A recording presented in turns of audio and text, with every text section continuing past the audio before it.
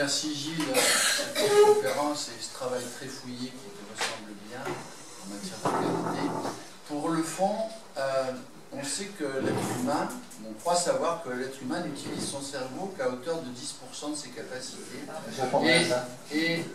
Et c'est très humain, en humanisme il y a humain, c'est très humain de chercher à l'extérieur de soi des solutions qui peuvent être donc, qu'en penses-tu? Alors je dirais d'abord que c'est une idée reçue qui est archi fausse, l'histoire des 10%, il y a quelqu'un qui a sorti ça, on ne sait pas comment ça a été mesuré, ni quoi que ce soit, c'est archi faux. En fait on utilise la totalité du cerveau, maintenant qu'on connaît la plasticité cérébrale et toutes les connexions permanentes entre toutes les parties du cerveau, c'est comme l'histoire du cerveau droit et du cerveau gauche, c'est complètement battu en brèche, c'est des idées un peu... C'est tout communique, et l'importance des cellules gliales, qui sont très importantes par rapport aux neurones, tout ça fait que... ah ben on a un neurologue là, on a Christian Génie, professeur de neurologie, là, il pourra dire un truc. Réponds Christian, là. Oui, alors c'est complètement farfelu, hein, d'autant plus que ce qui est intéressant, c'est les fameuses fonctions cachées du cerveau, parce qu'on a tous des visions sur les fonctionnements de la motricité, de la sensibilité, mais il y a des tas de fonctions cachées du cerveau qui sont aussi très importantes, la reconnaissance des émotions, la théorie de l'esprit, etc., qui fait qu'en fait, on utilise notre cerveau, même quand le cerveau est au repos, il y a un fonctionnement cérébral qui nous prépare à agir. Donc ça, c'est vraiment je veux dire, une singularité, d'autant plus que ce n'est pas le nombre de neurones qui compte, hein, c'est le fonctionnement des réseaux, c'est les connexions, donc c'est vraiment très comme raisonnement. Je pense que j'allais répondre alors qu'il y avait Christian dans la salle. Next. Ça te va, Gabriel? Je complète ma question. Tu n'es pas obligé à me laisser. Non, mais très rapidement, parce que c'est vrai que nous sommes nombreux à devoir poser des questions et le temps passe. Comment pouvez-vous expliquer dans ce cas certaines capacités que certains développent sans éléments extérieurs liés à la technologie et qui leur permettent de faire des choses qu'on peut imaginer incroyables et qui pourtant vient bien du cerveau qui est le même chez vous, chez chacun d'entre nous? Je suis content que tu sois là, Christian. La question sous-tendue, c'est est-ce que tout le monde peut exprimer tous les talents, en fait, finalement? Parce que les yogis, là, j'oriente plutôt vers les yogis. Est-ce qu'il y a des dons surnaturels? Non, je pense paranormaux. Si vous voulez, il y a... C'est ça, hein, la question. Non, c'est... Voilà, la majorité de notre patrimoine génétique sert au développement du cerveau. Et ce développement du cerveau, il va être aussi influencé par l'environnement, par l'éducation, par les rencontres. Donc on peut expliquer qu'il y a tout un panel de talents qui peuvent être révélés, soit de manière, on va dire, stochastique, statistique, soit parce que l'environnement était favorable. Moi, je ne pense pas qu'il y ait des dons surnaturels, en tout cas. Je ne pense pas. En tout cas, comment pourrait-on étudier ces dons surnaturels? On a par exemple les hypermnésiques qui ont fait l'objet d'études de consultation de mémoire. Ce sont des gens qui ont des stratégies plus que des connexions particulières ou des zones cérébrales fonctionnelles. À un moment, il y avait un travail qui a été fait aussi, qui était un petit peu battu en brèche pour savoir pourquoi il y a des gens qui ont l'oreille absolue et pas les autres, quoi. Alors ils avaient fait des études de corrélation entre une zone qui s'appelle le planum temporale et cette capacité. Pareil pour les chauffeurs de taxi aussi, qui avaient dans des études de corrélation. Alors pour faire sourire, ça avait été récompensé par le prix Ig Nobel, le fameux Ig Nobel, donc des anti-prix Nobel. Donc, bon, il y a tout de recherches qui sont intéressantes. Je ne pense pas qu'on puisse dire qu'il y a des fonctions, si vous voulez, qui pourraient être hyper développées chez tout le monde, en tout cas. Mais il y a des gens qui aiment bien parler de dons, surtout s'ils pensent qu'ils ont des dons. Et le don, ça a un côté, on a l'impression que c'est des qualités, des aptitudes qui viennent d'ailleurs. Est-ce que dans ce cas-là, on ne peut pas utiliser plutôt le terme de talent ou... Moi, j'utilise le terme de talent parce que c'est un talent peut être bénéfique dans une situation et complètement, disons, si vous voulez, dans une structure qui n'est pas du tout favorable, ça peut être une catastrophe. On parle très bien justement du haut potentiel, dans certains social peuvent être une catastrophe. Oh là là. Mais tu es d'accord que don, ça a une connotation un peu surnaturelle? Oui, ça vient d'ailleurs. C'est le don de Dieu. C'est le don de Dieu. Donc toujours que c'est le don, on se retourne vers le bon. C'est quelqu'un qui a donné. Ah, d'accord. Donc personne suivante, c'est Jean-Pierre. Il y a monsieur là. Non, mais non, Après, non. Paul. Non, c'est bon. Tu sois écrit. Tu sois écrit. Ah, il est. Oui. Ah bon, il levait la main. Je ne vais pas prendre la parole à la place de quelqu'un d'autre, surtout pas. Pas du tout, c'est votre rôle, c'est votre tour. Il n'y a pas de tour. Hein. Si, il y a des... Alors moi, ça va être très court et très rapide, mais ça complète un petit peu la question qui a été soulevée tout à l'heure. Pendant tout l'exposé, je vous remercie de cet exposé très brillant, très futuriste, très intéressant, très enrichissant, qui m'apporte beaucoup, hein, et qui me permet encore plus de réfléchir sur l'avenir et mon avenir, ou l'avenir en général de la société dans laquelle on vit. Alors, il est revenu de manière récurrente un terme qui est venu à toutes les pages qui ont été passées, contrôle de quelque chose, contrôle de soi, contrôle de tout, etc. Alors, c'est une question qui va un petit peu suite à l'intervention qui a été faite juste avant. Que pensez-vous, en fait, de tout contrôler, d'inhiber, de supprimer toute spontanéité, toute spontanéité qui peut, à un moment donné, nous permettre d'avoir un peu de créativité. Parce que s'il n'y a plus de spontanéité, la créativité, elle va être tellement contrôlée qu'on ne pourra même plus créer. Ça, c'est une première question. Et puis après, dans toutes les fiches qui sont passées, il y en a une qui est passée très brièvement. Et puis, vous avez dit, je me permets de vous voyez, on pourrait se tutoyer, vous m'avez dit, c'est le Conseil de l'ordre, on n'en parle pas. Alors, question de temps, uniquement. Hein. Oui, question de temps, j'ai bien compris. Mais justement, cette dimension éthique, qui est au cœur peut-être du problème général. Alors l'éthique, alors pourquoi pas, je rentre carrément dans l'exposition et l'expo d'aujourd'hui. Pourquoi cette éthique, elle ne pourrait pas être même faite quelque part, mise en place ou autre. Comment on pourrait l'imaginer de manière transhumaniste, créer une forme d'éthique qui pourrait s'auto-réguler. Parce que l'éthique, elle est là, un petit peu comme un garde-fou, je dirais. Hein. Donc, voilà, c'est ma vision de l'éthique. Hein. Pour ne pas dépasser certaines choses qui pourraient devenir, on va dire, contraires à l'intérêt général et à la fonction qui nous est chère à tous, qui est à notre propre vie. Voilà, j'ai dit. Vous êtes d'origine un peu médicale, non? Pas du tout. Oui, je travaille à l'hôpital, mais je ne suis pas d'origine médicale. Ça aurait pu. Voilà, d'accord. Non, mais c'est vrai, non, je comprends la question un peu différemment. Sur le premier cas, le contrôle, pour moi, s'il y a un mot qui résume le transhumanisme, c'est le besoin de contrôle. Bon, après ce brillant exposé, je vais juste poser une question sur le transhumanisme, il me semble quelque chose de totalement élitiste. Tous ces gens qui vont très loin, et ça représente combien dans l'humanité? Je crois que 0,01%, ça remet quelque chose à leur place, alors qu'à côté de ça, on a une explosion démographique qui est en train de tout détruire. Donc il y a des gens qui vont très loin pour vivre très vite, à côté on a une explosion démographique qui est en train de tout foutre en l'air. Ah, c'est marrant, je trouve ça quand même extraordinaire, je me demande votre point de vue là-dessus. Ah ben oui, non, mais il y a des contradictions sur la planète, il y en a des tonnes, hein. Oui, bien évidemment, c'est sûr, mais attention quand même, hein. Attention. Alors, j'ai pas parlé de ça, c'était des sujets dont je voulais parler, c'était les inégalités, les différences, etc. C'est le problème des minorités agissantes. Hein. À partir du moment où ils vont développer des choses, à partir du moment où il y aura des techniques qui vont être développées transhumanistes qui seront intéressantes pour les gens, ben les gens ils les prendront. Alors au début, ça sera une élite, parce que ça coûtera pour faire où les gens n'auront pas accès, et au fil du temps, ça se démocratisera. Et au bout de 10 ans, 20 ans, on n'en parlera même plus, ça sera une banalité. Ça ne coûtera plus rien presque. Et ça sera à la portée de tout le monde et tout le monde le saura. Et s'il y a un truc intéressant à prendre, ben les gens ils le prendront. Oui, mais je vois quand même qu'il y a une intelligence artificielle qui se développe énormément face à un abêtissement de la population en général et qui va quand même à l'inverse complète de tout ça. On voit le développement beaucoup plus des abrutis que des gens hyper intelligents. C'est pour ça que j'ai l'impression que ça va un peu. Ça n'a pas coïncidé. Je suis d'accord. Ça n'a pas coïncidé, ça. Non, d'accord. Là, on est un peu dans le jugement de valeur, hein, déjà. Non, mais c'est très bien d'abord. On est au moment des jugements de valeur. Alors, autant je ne voulais pas dans l'exposé, j'ai expliqué que les jugements de valeur, c'était pas le sujet. Hein, déjà, savoir de quoi on parle. Maintenant, on peut parler de ses émotions, de son positionnement personnel, de sa morale personnelle. Hein. C'est vrai qu'il y a peut-être des avis différents. Est-ce qu'il y a des gens qui sont plutôt en faveur du transhumanisme et qui se considèrent un peu transhumanistes? Est-ce qu'il y en a dans la salle? 1, 2, 3. Marie-Hélène. Moi, j'ai pas d'avis.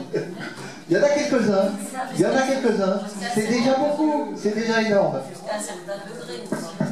Ah oui, non mais après, c'est dit, il y a des degrés. Hein. Donc quand si on dit oui, c'est peut-être ça fait pour le degré le plus faible. Et qui est complètement contre le transhumanisme, c'est une horreur pour arrêter tout ça? Personne? Daniel. Il est totalement contre.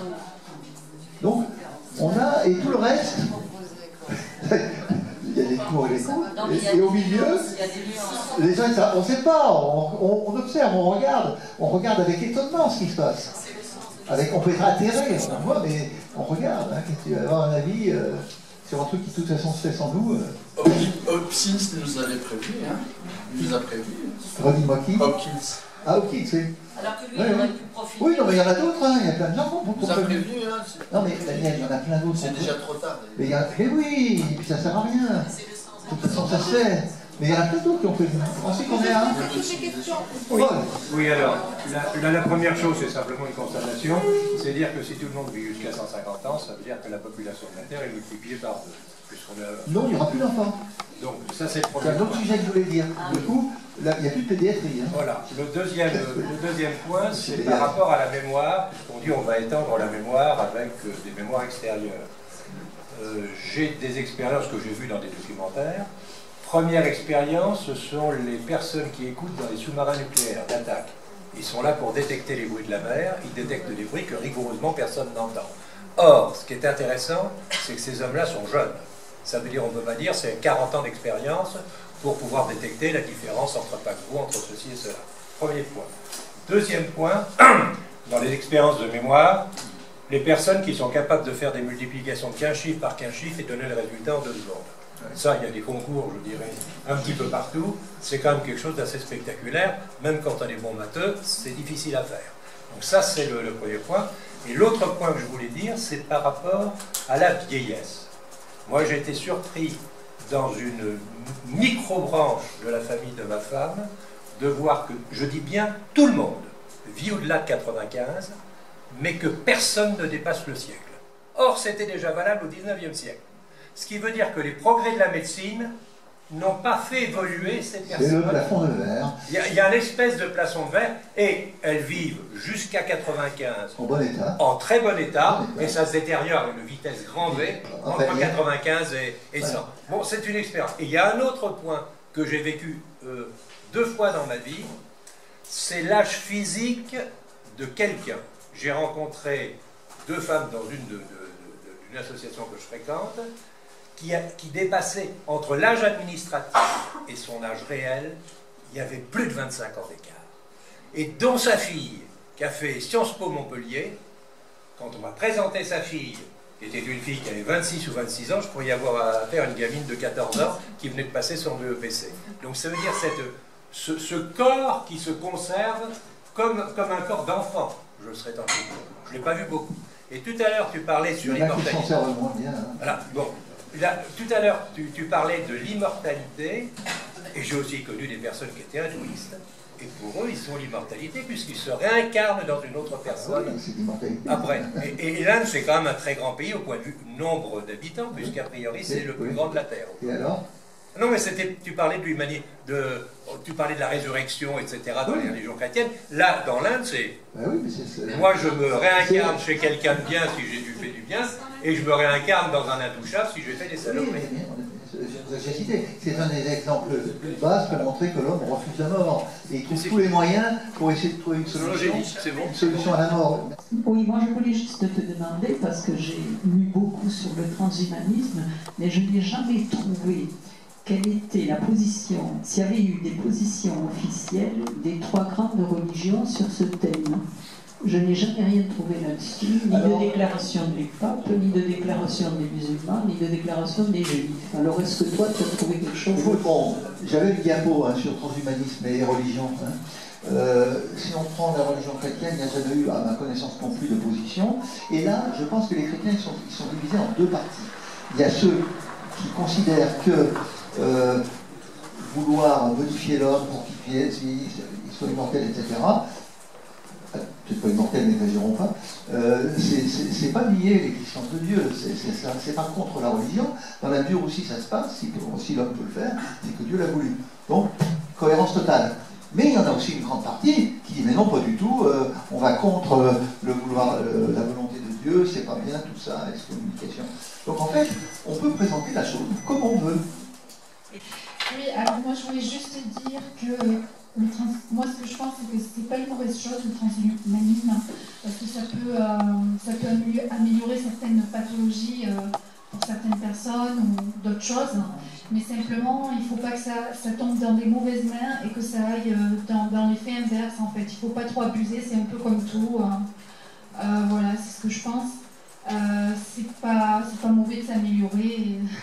Et chère madame, ça tombera dans de mauvaises mains automatiquement. J'espère pas, hein. J'espère pas que Pourquoi les mauvaises mains n'auraient pas accès? Enfin non, mais c'est bien de penser ça, hein. Moi ça me fait beaucoup ce que vous dites, mais j'y crois pas.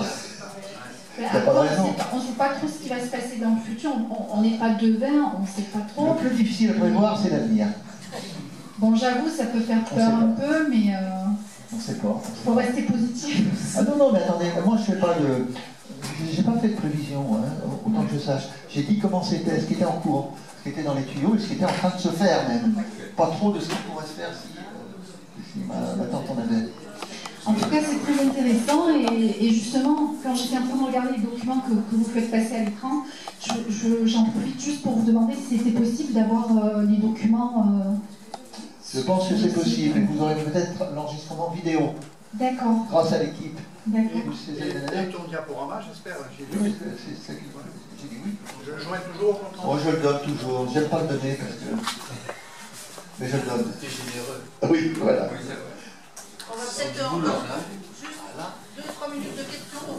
Oui, juste, on n'a pas parlé du côté économique. Je veux dire, les caisses de retraite, là, elles vont être complètement... si on vit jusqu'à 150 ans ou 500 Mais ans... tout va être à revoir, tout va être à changer. Déjà, il n'y aura plus besoin d'enfants, il n'y aura plus de surpopulation, c'est pour ça qu'il y aura les bébés virtuels et tout ça. On ne va pas faire des enfants, enfin, ça sera un non-sens de faire des enfants. Il y aura, à cause de l'encombrement par les vieux. Attends, c'est pas demain, hein. Mais moi, je veux qu'on me prolonge mes 20 ans et pas mes 80 ans, moi, donc... Oui, mais là, on verra, il faudra s'adapter. Hein. Si, effectivement, on se trouve avec des vieux qui ont passé le plafond de verre, mais il n'y a pas que ça. Hein. Si on a des super centenaires de façon significative, et même des centenaires 10 fois plus que maintenant, il y aura vraiment un problème de caisse de retraite. De toute façon, on décalera l'âge de la retraite. Tu prendras ta retraite à 85 ans. Merci. Il faudra bien, sinon, comment faire?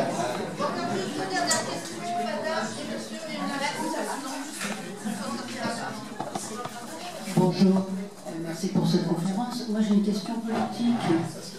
Est-ce qu'on a prévu des guerres virtuelles? Parce qu'en fait, on va avoir quand même deux mondes. Le monde des élites, ceux qui ont accès, et ceux qui n'ont pas accès. C'est déjà... Ça existe, mais là ça va être démultiplié. Donc, à un moment donné, il y aura peut-être une évolution des mêmes personnes, pas plus de population, je ne sais pas, mais il y aura quand même des guerres.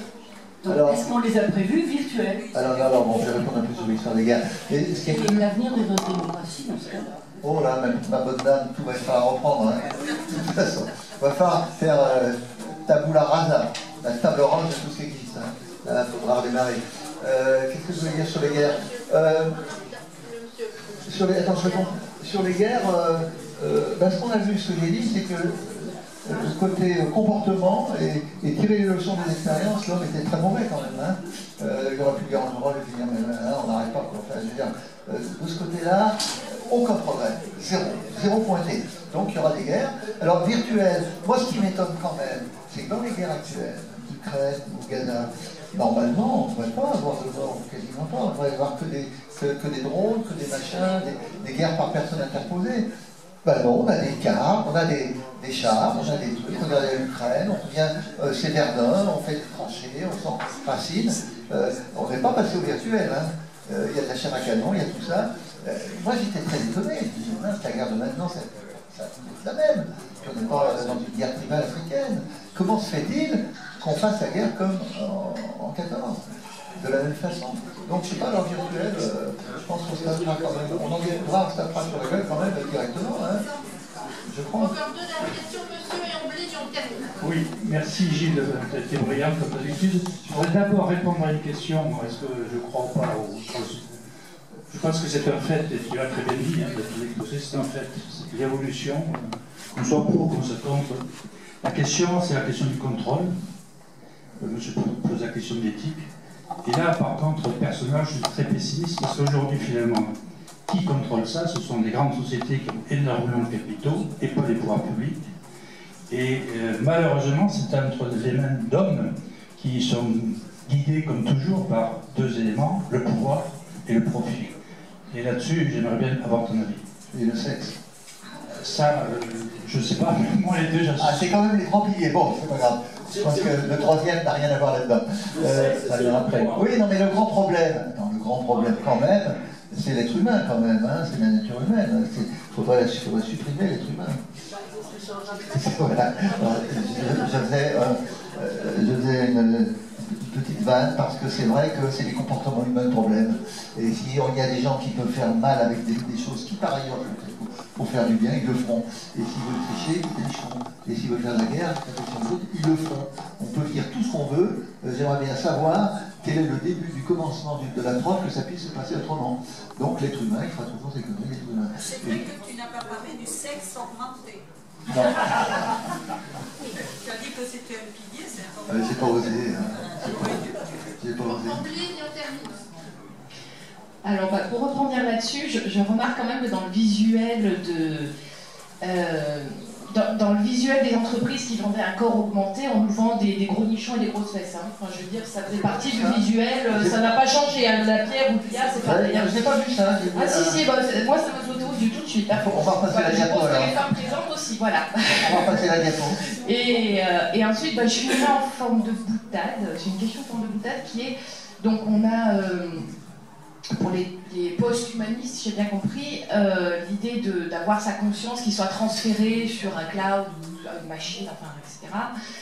Et moi, j'avais la question qui est, si une IA développe une conscience et qu'elle veut vivre dans un vrai corps, on fait quoi? Si une IA développe une conscience et qu'elle souhaite vivre dans un vrai corps pour expérimenter. Bah oui, mais ça sera un peu idiot parce que... Voilà, oui, non, de toute façon, les gens font bien ce qu'ils voudront.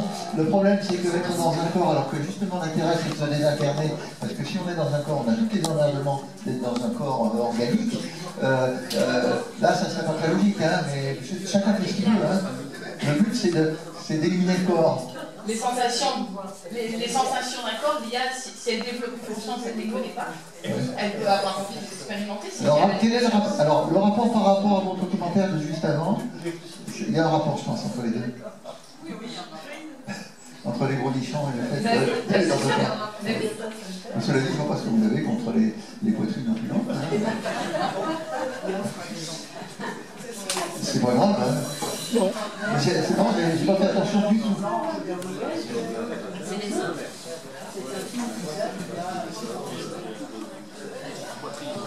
Bon, on va terminer le débat de ce matin. Donc, je vous remercie tous pour votre attention et toutes vos questions. Moi, je terminerai par une petite boutade, c'est à propos de l'immortalité. C'est une pensée attribuée à Woody Allen, je ne sais pas si elle est vraiment de Woody Allen. L'immortalité, c'est long, surtout vers la fin.